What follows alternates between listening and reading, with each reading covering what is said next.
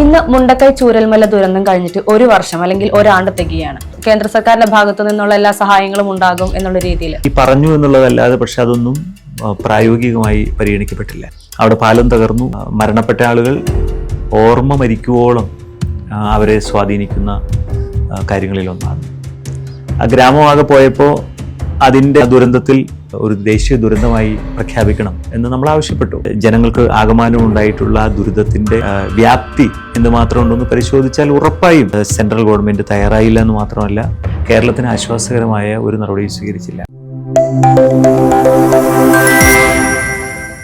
ഇന്ന് മുണ്ടക്കൈ ചൂരൽമല ദുരന്തം കഴിഞ്ഞിട്ട് ഒരു വർഷം അല്ലെങ്കിൽ ഒരാണ്ട് തികയാണ്. 700 കോടിയോളം പണം കിട്ടിയിട്ടും ലഭിച്ചിട്ടും സർക്കാരിന് ഈ ഒരു കുടുംബങ്ങൾക്ക് വേണ്ടി ഒന്നും ചെയ്യാൻ സാധിച്ചില്ല, അല്ലെങ്കിൽ പുനരധിവാസത്തിന് വേണ്ടിയുള്ള ഒരു സ്റ്റെപ്പും ചെയ്തിട്ടില്ല എന്നുള്ള വിമർശനങ്ങൾ ഒരുപാട് വരുന്നുണ്ട്. ഇതിന്റെ സത്യാവസ്ഥ എന്താ? എന്തുകൊണ്ടായിരിക്കാം ഇത്രയും നാളുകളായിട്ടും അവർക്കൊരു ഇതുവരെ ഇപ്പോഴും അഭയാർത്ഥികളായി തന്നെ തുടരേണ്ടി വരുന്നത്? ഇന്നിപ്പോ രാവിലെ നമ്മുടെ പ്രധാനപ്പെട്ട മീഡിയകളിലൊക്കെ ഉള്ളൊരു ലീഡിംഗ് ആയിട്ടുള്ള വാർത്ത എന്ന് പറയുന്നത് ഈ മുണ്ടക്കൈ ചൂരൽമല ദുരന്തത്തിൻ്റെ ഒരു വർഷം, ഈ ഒരു വർഷക്കാലത്തിനിടയിൽ ഗവൺമെൻറ് എന്ത് ചെയ്തു എന്നത് സംബന്ധിച്ച് കേരളത്തിൻ്റെ ബഹുമാന്യനായിട്ടുള്ള റവന്യൂ വകുപ്പ് മന്ത്രി ഇന്നത് ഒരു വളരെ കൃത്യതയോടുകൂടിയിട്ടുള്ളൊരു വിശദീകരണം പല ചാനലുകളിലും അദ്ദേഹത്തിൻ്റെ സംസാരം നമ്മളെല്ലാം കേട്ടതാണ്.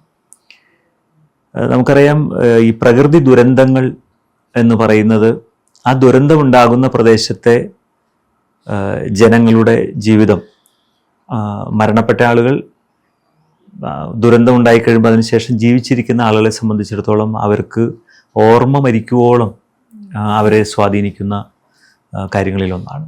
ഇപ്പോൾ നമുക്കറിയാം, ഈ കേരളത്തിൽ 2018 പ്രളയം ഉണ്ടായി.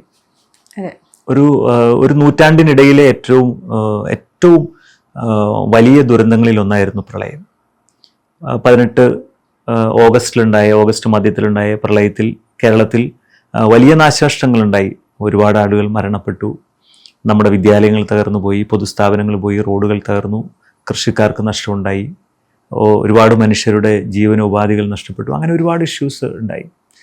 അതിനെ കേരളത്തിലെ ഇടതുപക്ഷ ഗവൺമെൻറ്, മുഖ്യമന്ത്രി ശ്രീ പിണറായി വിജയൻ്റെ നേതൃത്വത്തിലുള്ള ഗവൺമെൻറ് എല്ലാ വിഭാഗം ജനങ്ങളെയും കോർത്തിണക്കി, കക്ഷി രാഷ്ട്രീയത്തിന് അതീതമായി ഗവൺമെൻറ് അതിന് നേതൃത്വം കൊടുത്തു എന്നുള്ളത് മാത്രമേ ഉള്ളൂ. ഒരുപാട് സംഘടനകൾ, മറ്റ് രാഷ്ട്രീയക്കാർ, യുവജന സംഘടനകൾ, പ്രവാസികളായിട്ടുള്ള മലയാളികൾ, ഇവരുടെയൊക്കെ സഹായത്തോടു കൂടി നമ്മളതിനെ ഓവർകം ചെയ്തു.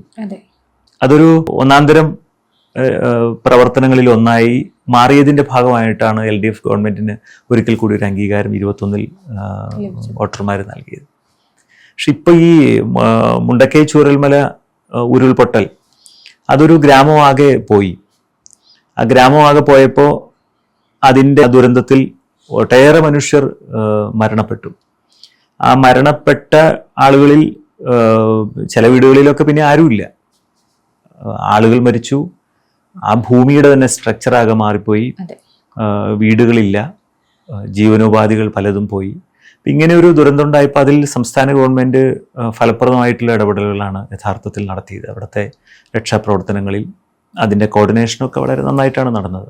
അതെ, ആ ഒരു സമയത്ത് നമ്മൾ കണ്ടതായിരുന്നു, ഈ ഒരു ജനങ്ങളെ ഇനിയുള്ള ബാക്കിയുള്ള ജനങ്ങൾക്കൊന്നും സംഭവിക്കാതിരിക്കാൻ അവരെ രക്ഷപ്പെടുത്താനുള്ള ഒരുപാട് കാര്യങ്ങൾ സർക്കാർ ചെയ്തിരുന്നു. പക്ഷെ എന്നിട്ടും ഇപ്പോഴും സർക്കാരിന്റെ വിമർശനങ്ങൾ മാത്രമാണ് ലഭിച്ചുകൊണ്ടിരിക്കുന്നത്. എല്ലാത്തിലും നെഗറ്റീവ് കണ്ടെത്തുന്ന ഒരു രീതിയല്ലേ?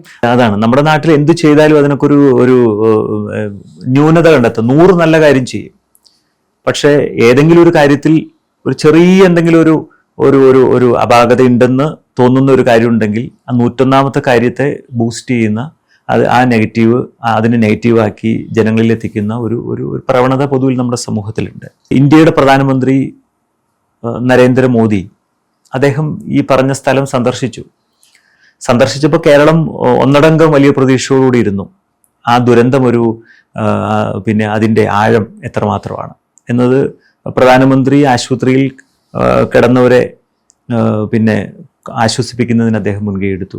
ശരിയാണ്, അവിടെ പ്രദേശങ്ങൾ നല്ലവണ്ണം സന്ദർശിച്ചു. അങ്ങനെ കണ്ടു മടങ്ങി പോകുമ്പോൾ കേരളത്തിനൊരു വലിയ സഹായം, വയനാടിനൊരു വലിയ സഹായം നമ്മൾ പ്രതീക്ഷിച്ചു. അദ്ദേഹം പറഞ്ഞിരുന്നല്ലോ, കേന്ദ്ര സർക്കാരിന്റെ ഭാഗത്തു നിന്നുള്ള എല്ലാ സഹായങ്ങളും ഉണ്ടാകും എന്നുള്ള രീതിയിൽ. ഉണ്ടാകുമെന്ന നിലയിൽ പറഞ്ഞു എന്നുള്ളതല്ലാതെ പക്ഷെ അതൊന്നും പ്രായോഗികമായി പരിഗണിക്കപ്പെട്ടില്ല. യഥാർത്ഥത്തിൽ അവിടെ ഈ ദുരന്തം ഉണ്ടായിക്കഴിഞ്ഞപ്പോൾ അവിടെ പാലം തകർന്നു. പലപ്പോഴും ചില ദുരന്തം ഉണ്ടാകുമ്പോൾ അതിന്റെ ആഴം പരിശോധിക്കുമല്ലോ, സാങ്കേതികമായി അതിന്റെ ആഴം, അത് ഏത് ഗണത്തിൽപ്പെടുത്തണം, ആ ദുരന്തം ഒരു ദേശീയ ദുരന്തമായി പ്രഖ്യാപിക്കണം എന്ന് നമ്മൾ ആവശ്യപ്പെട്ടു. പക്ഷെ ദേശീയ ദുരന്തമായി പ്രഖ്യാപിച്ചാൽ 1,500 കോടി രൂപ കേരളത്തിന് ലഭിക്കും. പക്ഷേ ദേശീയ ദുരന്തമായി പ്രഖ്യാപിക്കുന്നതുമായി ബന്ധപ്പെട്ടുള്ള കാര്യത്തിൽ അതിൻ്റെ കാഷ്വാലിറ്റി റേറ്റ് പരിശോധിച്ചാൽ, അവിടെ റോഡുകളും പാലങ്ങളും നഷ്ടപ്പെട്ടത് പരിശോധിച്ചാൽ, ജനങ്ങൾക്ക് ആകമാനം ഉണ്ടായിട്ടുള്ള ആ ദുരിതത്തിൻ്റെ വ്യാപ്തി എന്തുമാത്രം ഉണ്ടെന്ന് പരിശോധിച്ചാൽ ഉറപ്പായും അതിനെ ദേശീയ ദുരന്തമായി പ്രഖ്യാപിക്കേണ്ടതാണ്. പക്ഷേ ആ ഗണത്തിൽപ്പെടുത്താൻ വേണ്ടി സെൻട്രൽ ഗവൺമെൻറ് തയ്യാറായില്ല എന്ന് മാത്രമല്ല, കേരളത്തിന് ആശ്വാസകരമായ ഒരു നടപടി സ്വീകരിച്ചില്ല. പക്ഷെ അവിടെ കേരളത്തിലെ ഗവൺമെൻറ് ഒരു കാര്യം ചെയ്തു. കേരളത്തിൻ്റെ പിന്നെ മുഖ്യമന്ത്രിയും റവന്യൂ വകുപ്പ് മന്ത്രിയും ഒക്കെ നേതൃത്വം കൊടുത്ത് അവിടെ ഇപ്പോൾ വീട് നഷ്ടപ്പെട്ട മുഴുവൻ ആളുകൾക്കും അവിടെ ഒരു ടൗൺഷിപ്പ് പ്രത്യേകമായി ഒരുക്കാൻ വേണ്ടി തീരുമാനിച്ചു. വീടുകളുടെ പണി ഇപ്പോൾ നടന്നുകൊണ്ടിരിക്കുകയാണ്.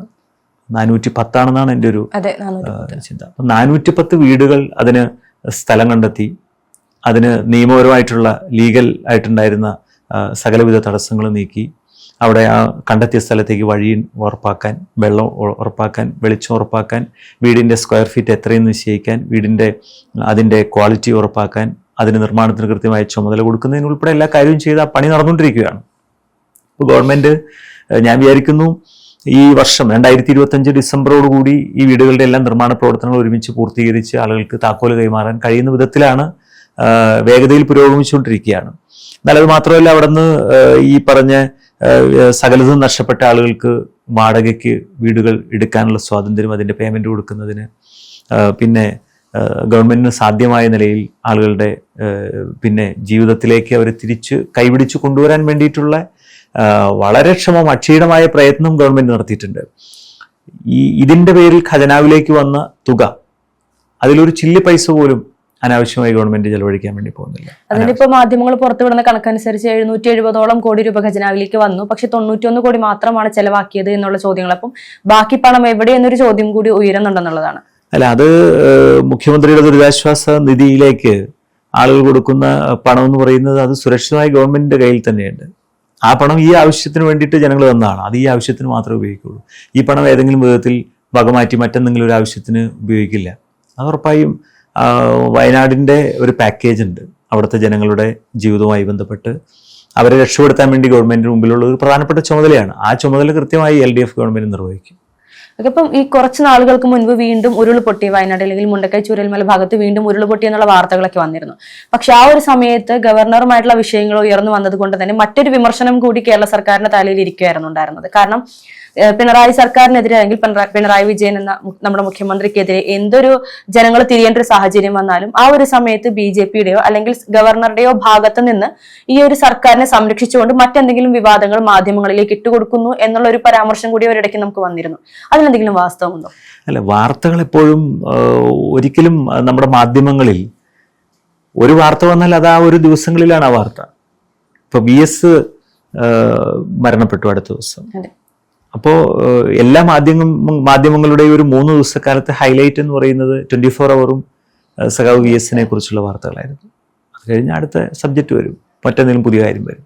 അപ്പോൾ ഒരു സബ്ജക്റ്റ് അത് എപ്പോഴും അങ്ങനെ നിൽക്കില്ലല്ലോ. ഓരോ പുതിയ പുതിയ കാര്യങ്ങളും പുതിയ പുതിയ വിഷയങ്ങളും ഒക്കെ നമ്മുടെ സമൂഹത്തിൽ നടക്കുമ്പോൾ പിന്നെ വാർത്തകൾ ഇങ്ങനെ മാറിക്കയറി വരും. അതല്ലാതെ ബോധപൂർവം ഒരു വിഷയം, വയനാട്ടിൽ വിഷയം ഉണ്ടാകുമ്പോൾ അതിൻ്റെ ആ വാർത്തയെ അല്ലെങ്കിൽ ആ വിഷയത്തെ അതിനെ വഴിതിരിച്ചുവിടാൻ വേണ്ടി കേരളത്തിൻ്റെ ഗവർണറും അല്ലെങ്കിൽ പിന്നെ കേരള സർവകലാശാലയുമായി ബന്ധപ്പെട്ടുള്ള വിഷയമോ അല്ലെങ്കിൽ ഗവൺമെന്റുമായി ബന്ധപ്പെട്ടിട്ടുള്ള പ്രശ്നങ്ങളിലേക്ക് വഴിതിരിച്ച് ബോധപൂർവം ഇടേണ്ട ഒരു സാഹചര്യമില്ല. അത് മാധ്യമങ്ങൾ തന്നെയാണ് ചെയ്യുന്നത്. അത് മാധ്യമങ്ങൾ എപ്പോഴും, ജനങ്ങളും അങ്ങനെ, ഓഡിയൻസ് അങ്ങനെയാണല്ലോ.